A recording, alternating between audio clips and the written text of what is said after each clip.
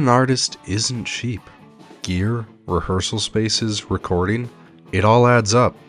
But in the DIY scene, artists find ways to scrape by, making things work with whatever they've got.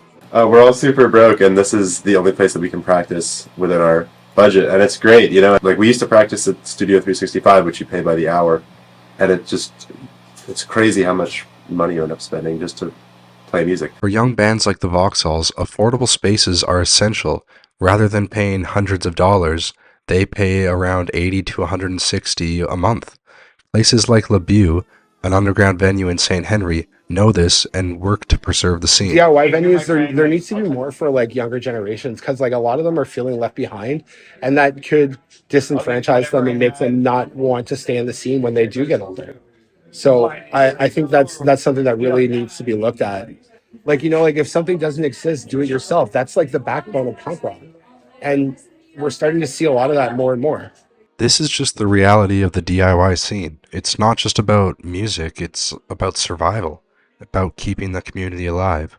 And no one understands that better than Sewer Spewer. I host a channel called Sewer Spewer where I promote local live music in Montreal. Often that crosses over into the DIY scene. And we need smaller spaces because the next up-and-coming band could be playing at that space, and they need a small space to begin with so that they can eventually evolve to these big concert halls and arenas.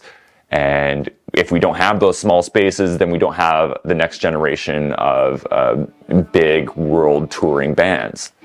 Ask any band in the scene and they'll tell you the same thing. Yeah, it's allowed us and a lot of other bands to perfect our craft, I guess.